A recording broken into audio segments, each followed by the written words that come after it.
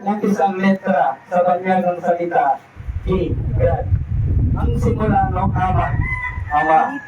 Doon sa huli, andyan pa rin ang Diyos. Yung Ama mo, siya ang Diyos. Siya yung simula, siya yung wakas. And then, ang mensahe po ni Amag, lahat tayo Amag. Ito ang unang dumating sa mundo.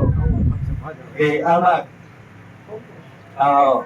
So ito, hindi ito naglaro ng mataas. Mababa lang po ito. Ito, pinapakita nito yung pagiging humble ng isang tao.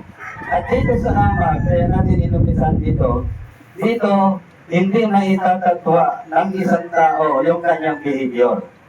Dito makikilala mo na ngayon yung kapwa-tao mo sa pamamagitan ng Amag. Okay. So, ang ginagawa natin is puro edible, makakain na Amag. Ang susunod po dito, gagawa tayo ng mga medicinal na Amag. Pag ano po tayo, pataas, inumpisa na muna natin dito. Sino yung pamilya sa Ganoderma? Ganoderma. Paano naging pa? Okay. Nilagay sa kape, nilagay sa... Diba? Okay. Ano ang benefits ni Ganoderma? Healing food. Tama po.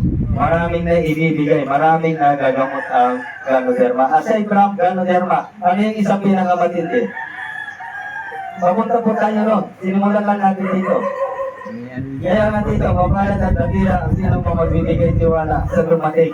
Yung dumating na tinatawag dito, yung program. Okay. Cordyceps po ang isa sa pinakagabi. Ang cordyceps, binuhay po yan doon sa insekto. Ang unang pararamihin mo yung insekto. Bago mo i-inject yan doon sa insekto.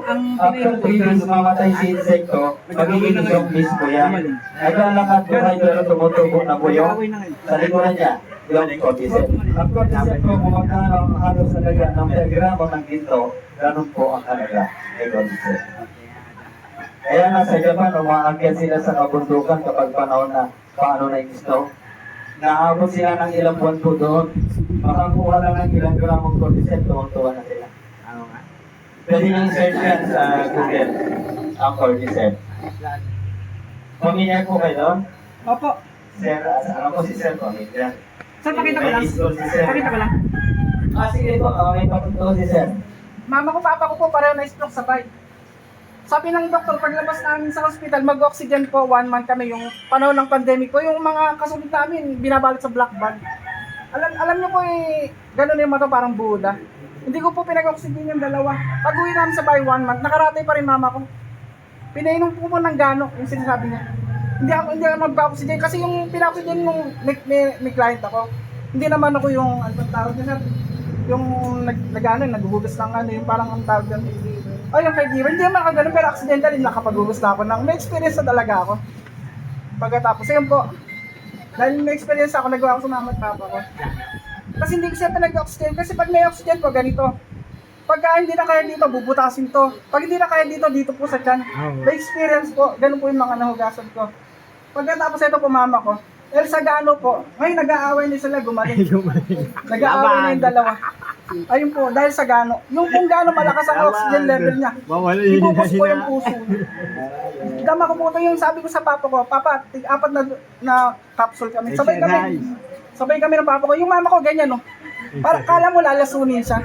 Tapos nasakay na ako, sabi ng mga tita ko, yung mama mo, hugasan na. Takot po silang maawa kasi COVID. Uuwi pa ako mula sa work, hugasan ko lang mama ko. Kasi ratay pa rin. Pero nung sabi ko, hindi ko pwedeng walang gano.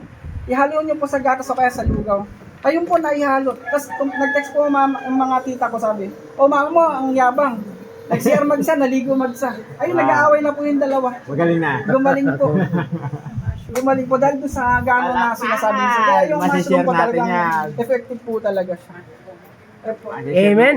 Amen po. Sige po sa lahat, sa tulong po ng Diyos natin po. So, ito yung sinasabi na ibinigay na ng Diyos ang lahat ng kagalingan dito sa lupa. Hindi lang nakakaanong napansin at dito karamihan is sa talino ng tao na sobrang hangkuli ang tawa nila. Hindi nila alam